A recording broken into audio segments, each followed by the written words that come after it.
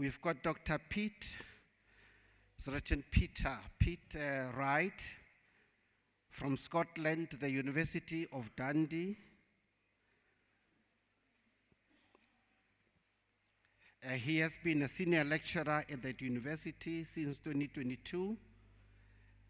And prior to that, he was an associate professor of mathematics education for 11 years at the University College London Institute of Education. And he taught on a variety of subjects, teacher education, teacher programs, bachelor's, master's, and doctoral level.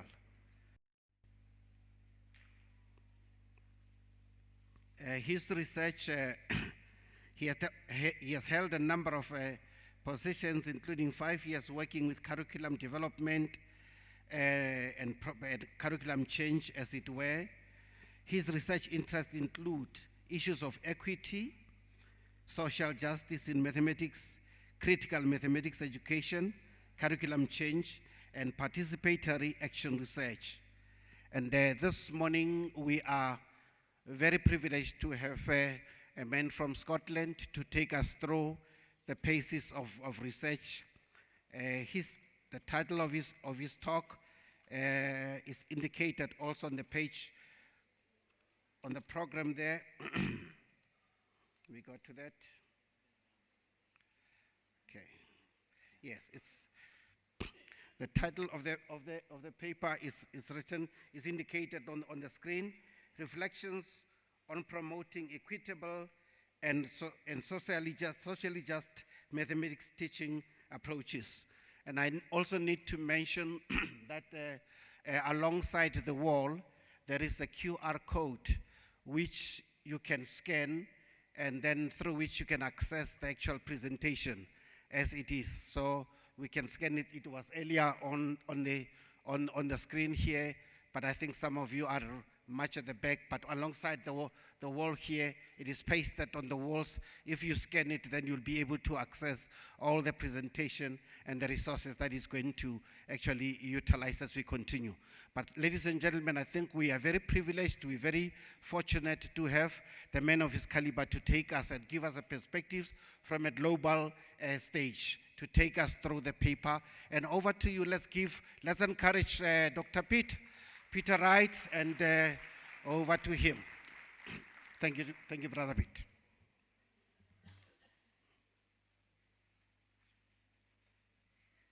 Thank you, Philip. And good morning, everybody. So, Philip has been like a brother to me for the past week and a half. We've been together. He's looked after me. So I'm really excited, and I feel very privileged and honored to be invited to speak to you today and to share some of my ideas with you. And I'll say a bit later, I'll explain why, when I got the email from Zweli, I can't see Zweli in here now. When he emailed me and invited me to come and speak, I was very excited. And I'll explain a little why later on. Just as Philip was saying, there is a QR code around on the walls. You can download the PowerPoint. It's possible you may not be able to open that on your phone. If not, just download it, keep it for later, transfer it to your laptop. You'll be able to open the PowerPoint later on your laptop. But it's there on the screen. It's in 6 places around the hall. So maybe if you're not close, then just at the end of the session, you can go and find one of those 6 posters and scan the code there. So as Philip said, I'm from Dundee, which is a city in Scotland. You can see a photo there on the PowerPoint. Dundee is on a river estuary. It's a famous, historically it was a port.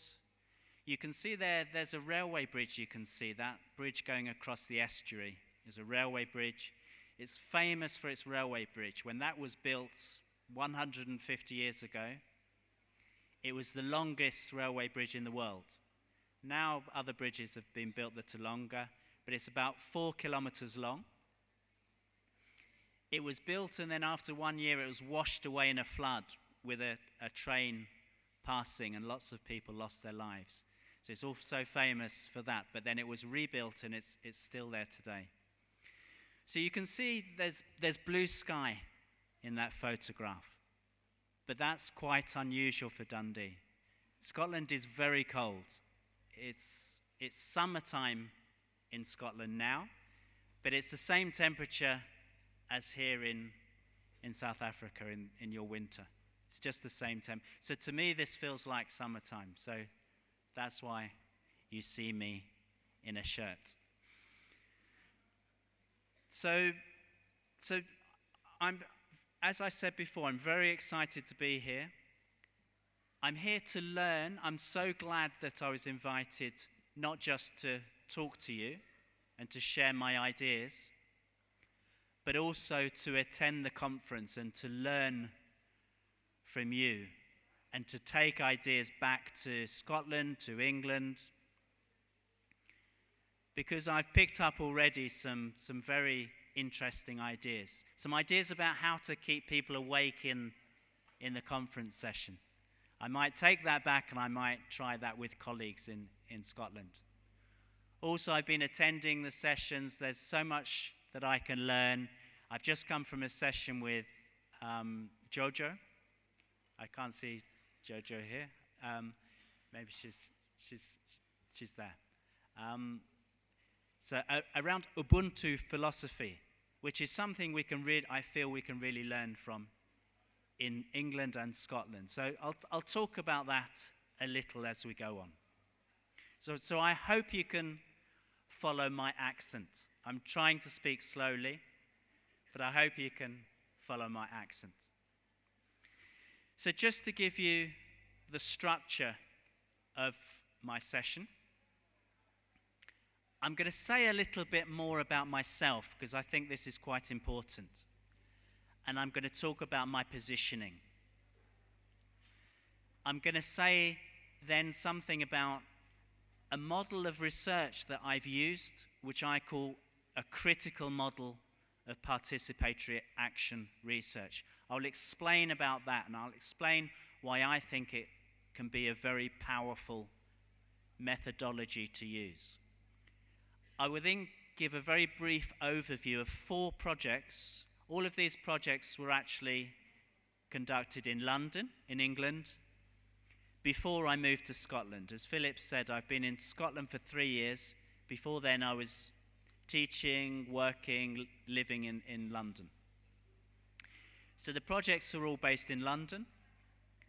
Then I'm going to use those findings from those projects to present what I think are 4 essential components for socially just mathematics teaching.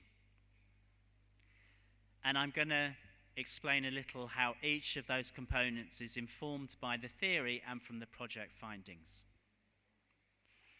There will be some times when I will just pause and I will ask you to reflect, maybe write something down, maybe discuss with your neighbour.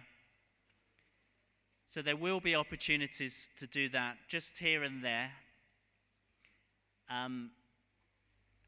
So please have a pen and paper ready, or however, maybe you can write things on your phone, but have something ready to write down some thoughts.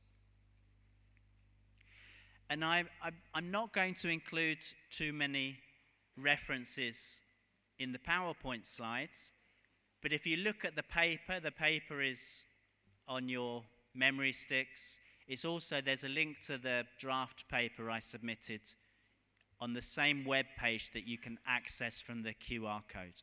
I should just say that the QR code takes you to a web page, which is a page I've made on a website that I've organized. And I think you'll find the website interesting, and I will refer to other parts of the website. But that web page, when you open it, you click on the picture to download the PowerPoint, and then you'll see a link below it to the draft paper. Okay, so something about me. I was a student in, first of all, Oxford and then in London in the 1980s. But I did my undergraduate degree from 1983 to 86 and then a teacher qualification from 86 to 87. You know, at that age I was just becoming politically aware, politically active. And there was one thing which occupied many students on many campuses in England at that time, in the 1980s. And that was campaigning and showing solidarity with the people of South Africa in campaigning and struggling against apartheid. So a lot of my time as a student was spent, there were other things we were campaigning on, but the anti-apartheid movement in London was very strong. And I think there were some exiles from South Africa also there. And one of the things I remember very clearly was the non-stop picket. I don't know, there is a sign outside the back of this hall that says Trafalgar Square. I don't know if people have noticed. This square here is called Trafalgar Square. There is another place in the centre of London called Trafalgar Square, a very busy part of London with a National Art Gallery, Nelson's Column you might have heard of. But there is also, at that time, the South African Embassy was located in Trafalgar Square. And it was a very grand building. But I think the apartheid government made a very big mistake in choosing that building. On the other side of the road was a large pavement. The pavement was very wide. So in 1987, the students, the activists in anti-apartheid movement decided to establish a non-stop picket. There were people there with banners, placards.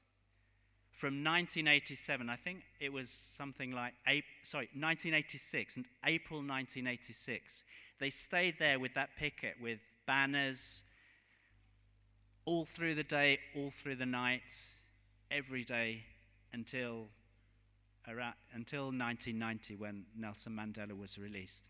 And that was the demand to free Nelson Mandela. So those days, for me, South Africa was on the news. Everyone was all the students in England were campaigning. And that's why it's so special to me now to be invited here 35 years later, to be invited by AMESA to share my ideas in a spirit of solidarity and support. And that's why it's so exciting to me. All these years later, then I was a young student, now I'm nearing the end of my career. So yeah, that's why I'm so pleased to be here today. So thank you for that.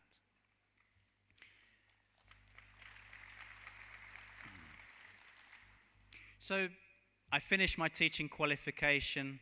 I spent 15 years as a secondary maths teacher in England. Becoming politically aware, teaching was the one thing I really wanted to do. There is a quote as you come into the hall on the wall there. The same quote is what I used when I completed my PhD thesis in 2015. That quote appeared right at the beginning of my PhD thesis. And I think you'll recognize this quote. The quote is, "Education is the most powerful weapon you can use to change the world." Yeah, I think you all know whose quote that is, from Nelson Mandela. And that Nelson Mandela was such a key figure back then, and we were all watching very carefully when he was released. So after that, I spent 5 years in curriculum development, 2 years as an advisory teacher. So I've played lots of different roles, but throughout all of that time, I still retain that identity as a teacher. Teachers are so important because of that quote from Nelson Mandela. Who are the people who actually bring the education to the people? It's the teachers. So yesterday I listened to Rebecca. Is Rebecca here this morning? It was such a nice presentation. There's only one thing I would challenge Rebecca on. She stood up, she said, "I'm just a teacher." Yeah? Being a teacher is something to be proud of. Yeah, so nobody is just a teacher. I think the same comment came up when I was in Johannesburg last week. So you are most of you here are teachers. You are the most important people in society for bringing about a better society. So please remember that. Never say, "I'm just a teacher." So then in 2011, I was committed, when I was teaching, I was committed to equity, social justice. I taught in some relatively deprived areas of London. Okay, the UK, relative to other parts of the world, as a community, and I think it's important to recognize that as a community, everybody in the UK kind of benefits from a global governance system that is unfair and is unjust and inequitable. So I have to acknowledge that I come from that society. But at the same time, we also have issues of inequity and social justice in our system, and it really is a case of probably people deliberately bringing in inequality because it serves their interests for whatever political aims they have. So that was always something in my teaching, I adopted methods a bit like those that have been talked about at this conference, problem solving, actually lots of things which are very close to Ubuntu philosophy, the idea of collaborative learning, discussion, drawing ideas from the learners and using the learners as a resource. So that very much informed my teaching. When I became a teacher educator, I began my PhD. It helped me to add the theory to help to better understand why it was that I taught in that way. So I didn't change my beliefs, but I was able to understand much better why those beliefs were correct and why those aims were correct. So, as I said, so it's only really since 2011 that I've engaged much closer with theory. But theory is very powerful because it can help you to understand your practice.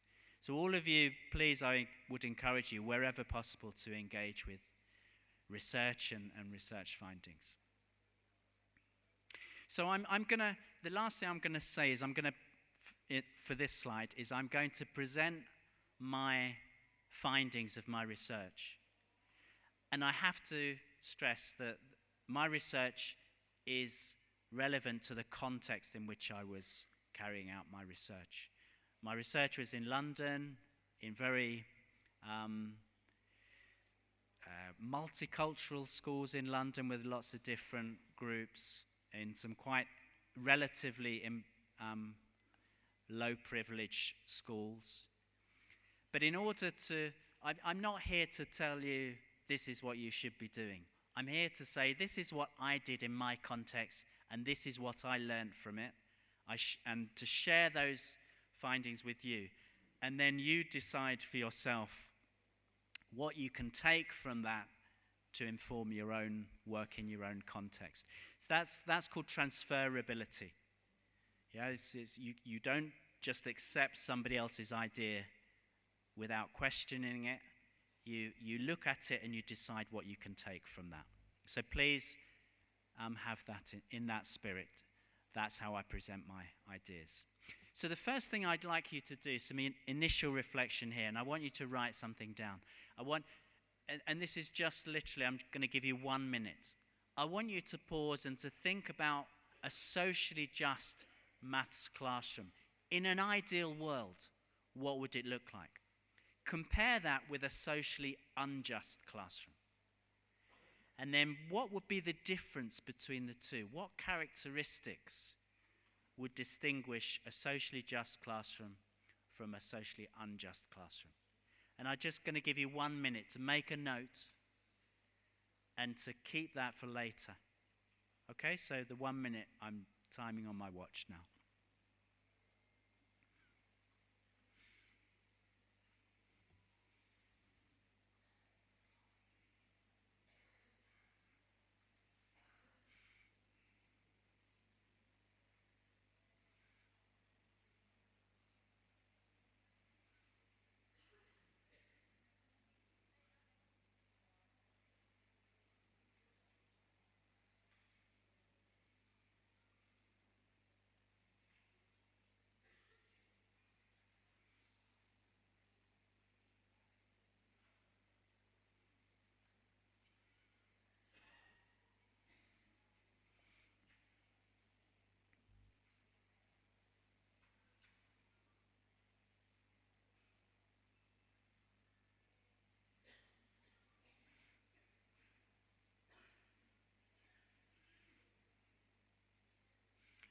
Okay, 1 minute seems such a long time when you're standing here and not talking. Maybe it feels different there.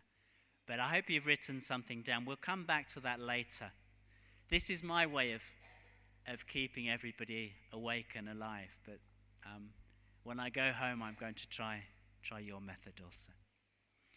So I want to talk a little about the critical model of participatory action research. So in the paper that accompanies this presentation, I will probably go into more theory, but I'm going to just talk about the key characteristics of what I think is a very powerful way of doing research and also helping teachers to learn. So participatory action research is about doing research with teachers, not on teachers. I don't know, you may have experienced people coming and telling you, we've done this research, this is what we've found out, now you must do this in your classroom. That's not what participatory action research is about. It's about working with teachers to look for solutions themselves.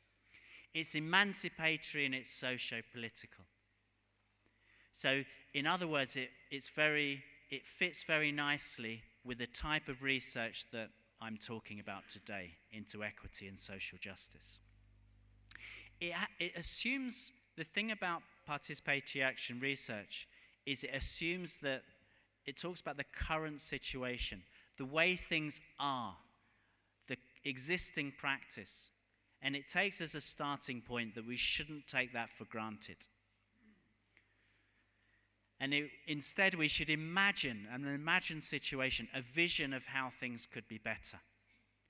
And sometimes we'll get that vision from theory, from research, sometimes just from our own beliefs and values.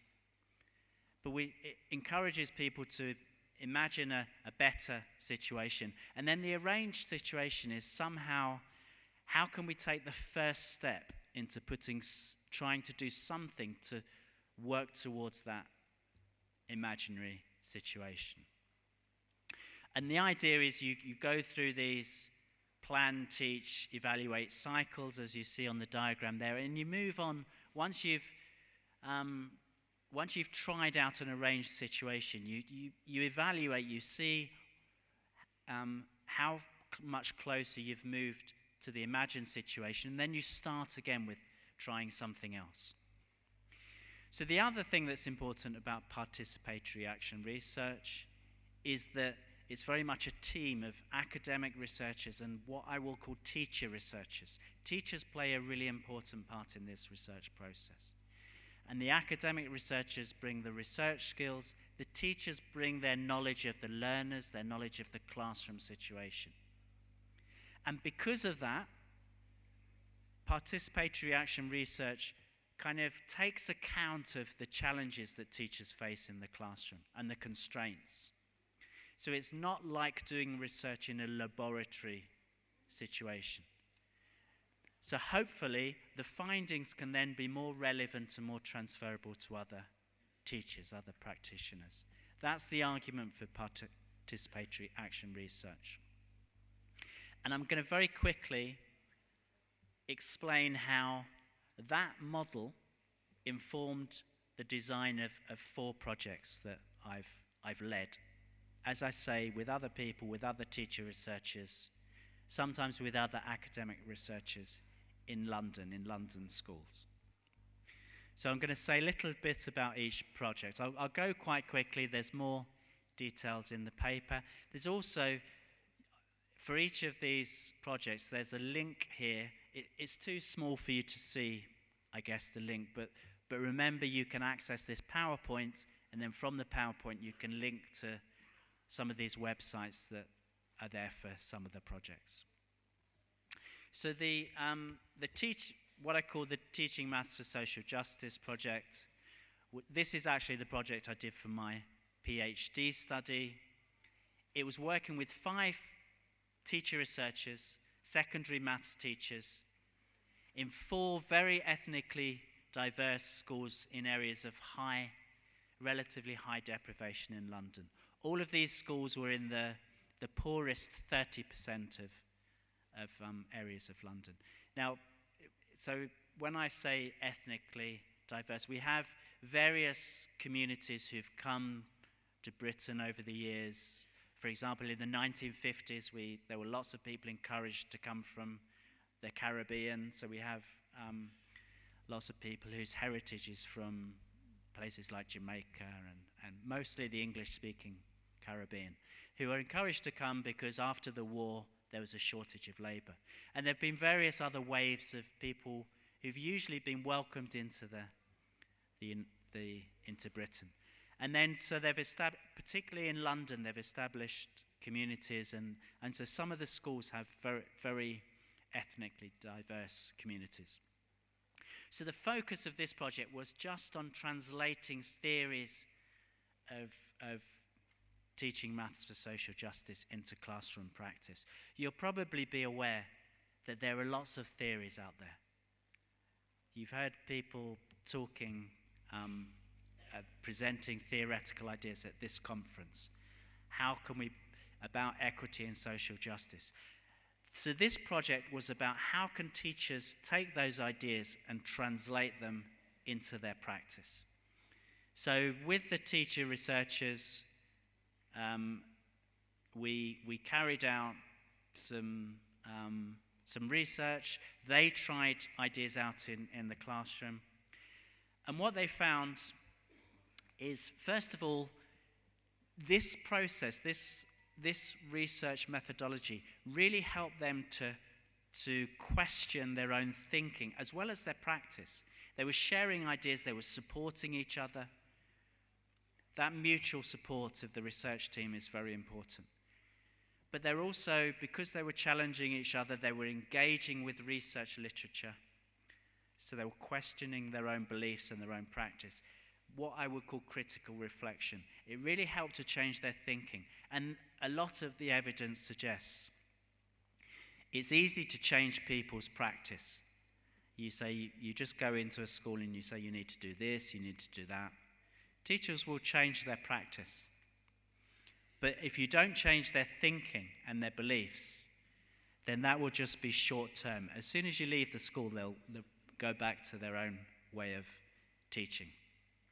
So thinking is very important, and this project really challenged teachers' thinking.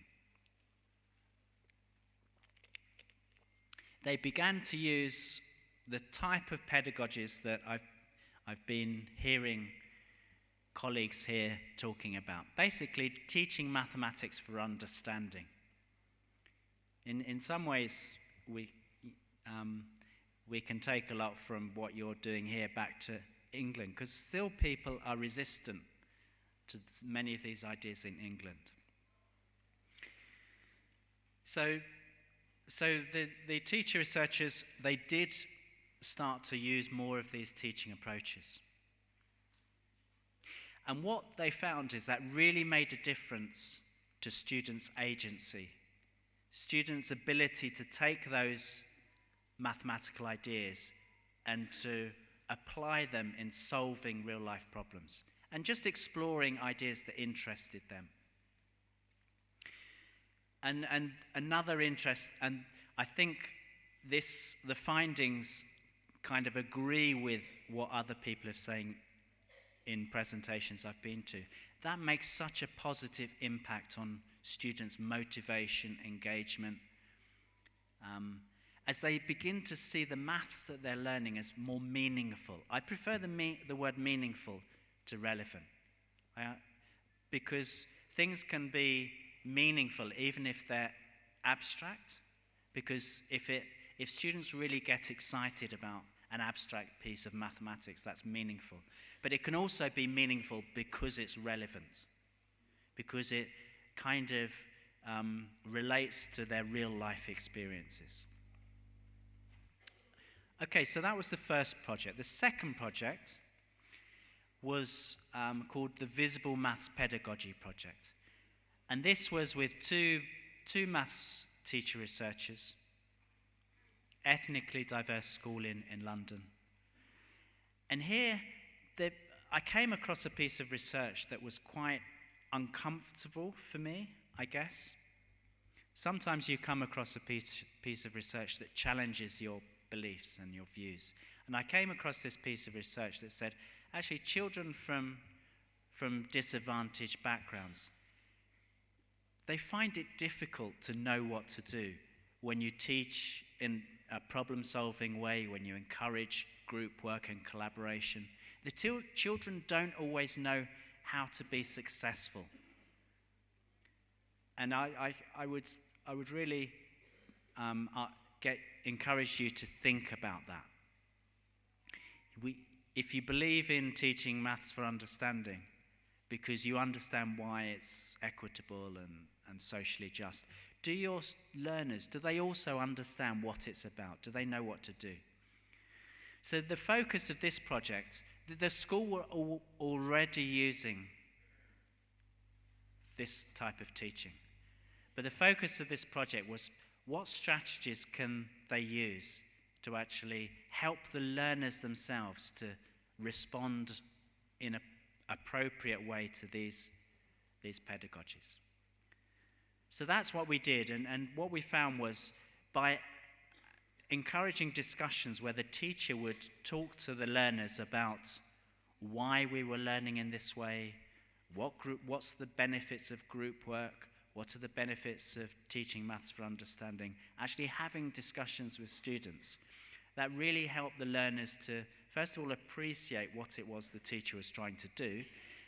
And if you're listening to somebody and it makes sense, you understand why you're there and what the teacher is trying to do, you will be more interested. You will become more engaged.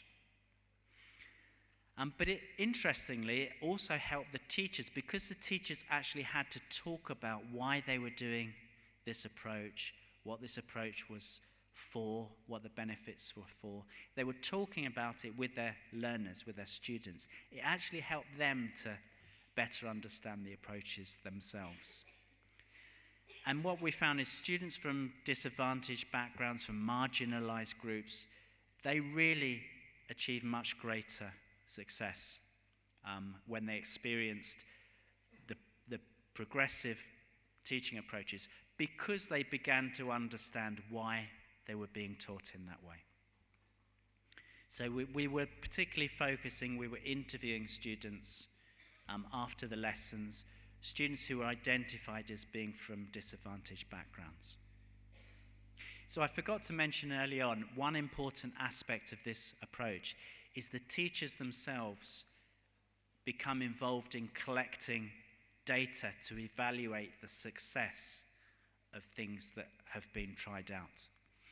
You know, there's an argument that people, if you want somebody to speak openly and to speak honestly and truthfully, you kind of need to establish some trust, some rapport, to build a relationship with that person. Then you can really get them to speak openly.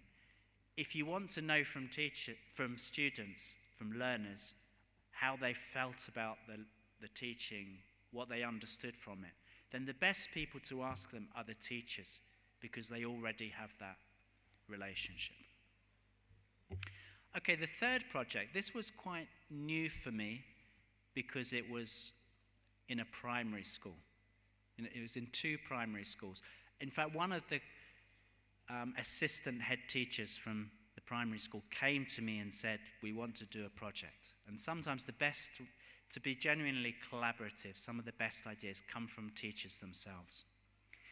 So we worked with, there were 2 co-researchers, including the assistant head teacher and a colleague from primary education, because this was new for me. I was secondary.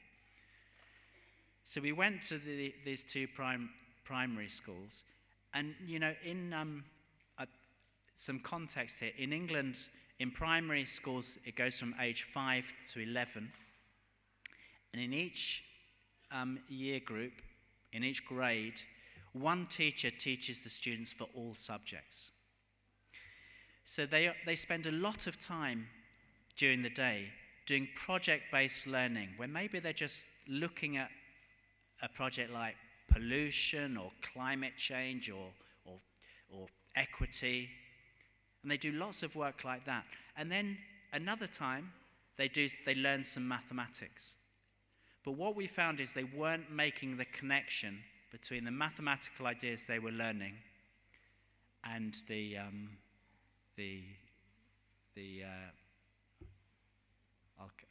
I think I'm being asked to pause. No, you just give me some water. Okay, I thought I was going to be asked to pause then, maybe. Now I'm relieved.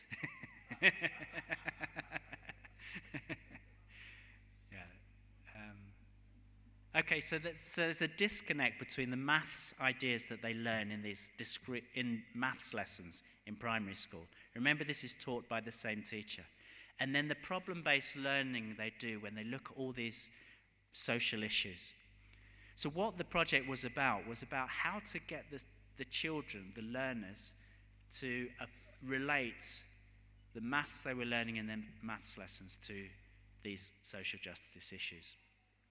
So that's what we did, and we spent lots of time thinking about how can we bring the maths in and help students to see how to use mathematics to kind of argue for a change.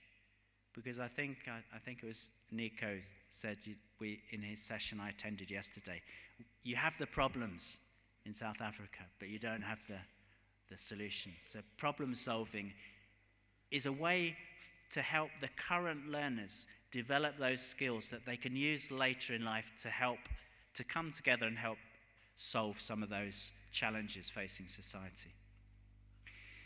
So that's what we did. We worked with the students looking at how they can apply the mathematics to solve some of the issues they were looking at and to support their arguments for change. You can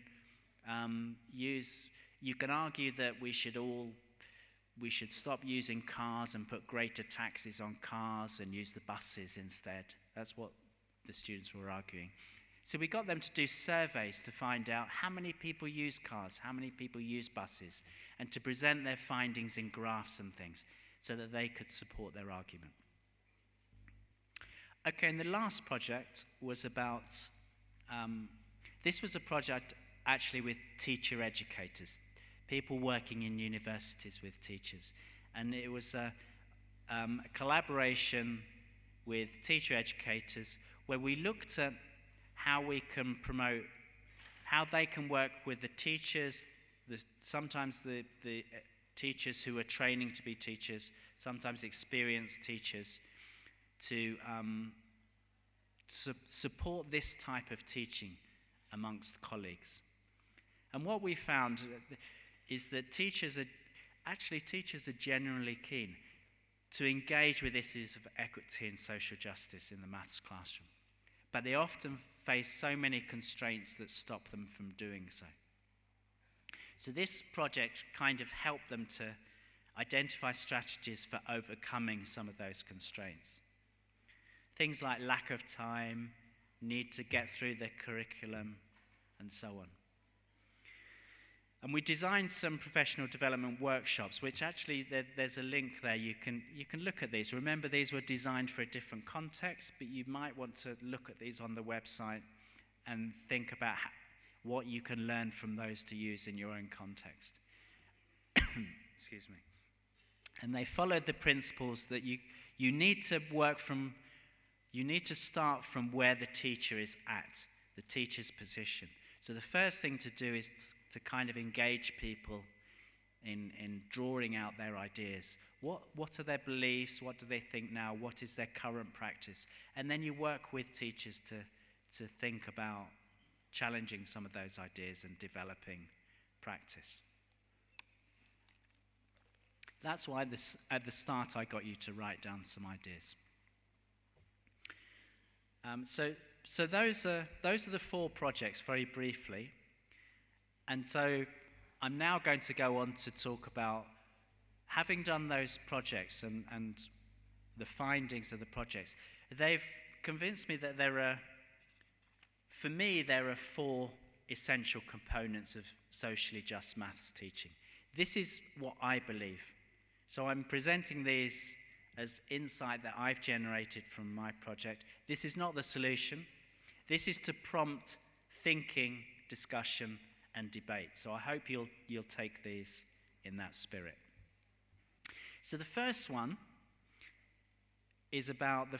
element is about promoting progressive pedagogies. And by progressive pedagogies, I mean collaboration, dialogue, problem solving, exploration, using resources of learners. Lots of things that people have been talking about at this Congress. Developing agency so that students can actually apply the mathematical procedures they learn to solve real-life problems, to pose questions and to communicate their answers. Embracing multiple solutions and embracing errors. Errors to me are learning opportunities. And that's how the learners should see them. So when you say to a student, when you ask them a question, they give you a response. And you say, can you explain why? So if I say, somebody asked a question yesterday, what's 12 divided by 0? And if they say 3, rather than saying no, wrong, who else can give me the answer? You ask them, why? Why do you think it? Or even if you say to a learner, what's 12 divided by 3? And they say 4. You ask them why. What their response initially is, oh, I must be wrong. So actually, encouraging students to explain and things is very important and should not just be used when students get an answer wrong. So all of the projects, the first 3 projects really showed how progressive pedagogies can increase students' motivation, engagement, enjoyment. And that's important because we don't want students to switch off from learning. You know, in England, there's lots of evidence to say students learn maths because they understand it's important. They have to do it because it opens up so many opportunities. But they don't really enjoy it. When they get to the end of age 16, they can choose which subjects to continue with. Very few choose to continue with mathematics. Because we kind of discourage them, we put them off. So it's very important that they are engaged and motivated. Okay, so I think you might just have to, rather than discuss this, just think about these questions. Because of time, I'm going to need to push on. But we can discuss them. If you come to the follow-up session, any of these ideas, make a note, we can discuss them then. So imagine that flag at the top is the flag of Czechia, which used to be called the Czech Republic. Now they like to be called Czechia. It's an interesting flag. The one at the bottom is even more interesting, but just maybe because of time, just focus the one on the top. Think about what flag is colored blue, white, and red. Now, this is what we did with learners in the classroom. We asked them that,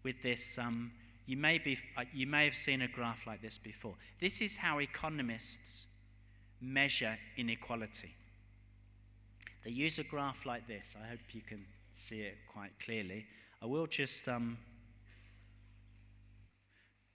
I've added a slide in here with the larger version. So you can see the idea there is, if you look at 50% of the population in this graph, this is for the UK in 2011. 50% of the population earned about 27% of the total income. So if it was even more unequal, it might be that 50% of the population earned only 10% of the income. That would be even more unequal. So in that case, the line, that curved line, would be further to the right and towards the bottom. So the more unequal the society, the larger that area A. And then you can calculate from that something called the Gini coefficient, which is the area of A divided by the area under the triangle. That diagonal line there is perfect equality. If 10% earn 10%, if 20% earn 20%, then everybody would be paid pretty much the same. So so the task here is, okay, so how can you calculate that area A? So just again, I invite you to pause and think, how could you calculate that area A? And I would argue that you could pose this maybe, I think, in your intermediate phase. Learners could engage in this by something like counting squares. But at university level, you could start talking about trapezium. You could approximate the area by drawing vertical lines and joining straight lines for the curve, and you've got like trapeziums, which is like the early basis of calculus.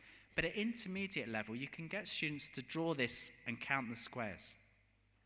There are whole squares you can count, that's easy. There are half squares you can count. And then you have a problem-solving task. What do you do with the other squares that are neither half a square nor a whole square? And there are lots of ways of doing this. One way is you can count all of the part squares and then divide your answer by 2, and then the bigger ones will compensate for the smaller ones. Or you can only count the squares which are more than half and ignore the ones which are less than half. It's the same idea. But there's lots. The point here is there are some topics where the social justice issues are very strongly linked to mathematics. And that's what we can use for generating meaningful inquiry, getting learners to explore some of these issues for themselves. One of the things we did in the projects was to encourage learners to choose their own issue that they were interested in and use maths to explore it. And these are some of the quotes from the students there, who basically, it shows that they really became very excited to discuss how maths linked to issues that they felt strongly about in real life. So again, those quotes are there. I won't have time to read them now, but they're there for you to read through. The third essential element is collective agency. And this is the idea that maths is not an individual subject.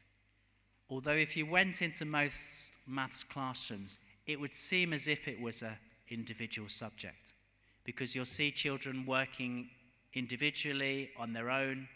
But in real life, that's not how mathematicians work. I'm not sure that our colleague Omoto is here today, but he would probably agree with me that actually when you look at papers published in maths research journals, most of them are written by a team of authors, not just one person, a team of authors. And people who use maths in real life to solve problems, they don't do it on their own. They do it as a team.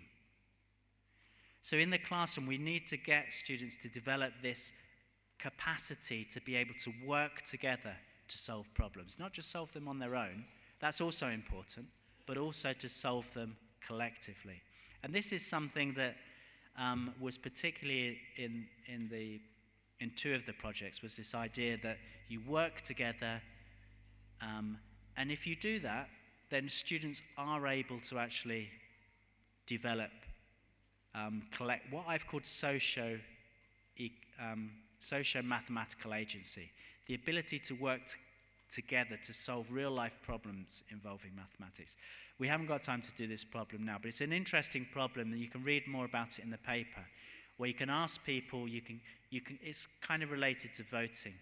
You divide the class up into groups, you give them counters, 10 counters for each group, and you want them to make a choice, and they have to decide how to allocate the counters. So that's collective agency. So I'm going to come on to the last component. I can see Philip's getting ready to finish off. So I'll be finished in 1 minute, I promise. So the last idea, and I think I've become more and more aware of this as I've gone on. One of the important things, if we want real equity and social justice in the classroom, we have to challenge some of these myths and what I call them discourses. That's things that people talk about when there's no evidence to suggest that they're true. Things like school maths is a level playing field. So if you don't listen and do well, then that's your fault. That's not true. Some children are at an advantage, and we have to recognize that. Other myths, maths is culture-free and value-free. That's not true. There are so many people who... Maths was created by human beings to make sense of the world around them. So it's influenced by the kind of society in which we live. So it's important to give teachers and students the time to actually reflect on some of those kind of beliefs about mathematics, what I would call myths and discourses. And all 4 of the projects showed that if you do that, you can actually start to change people's views and beliefs about mathematics. But you have to answer you have to ask the questions and discuss them in the classroom and in professional development.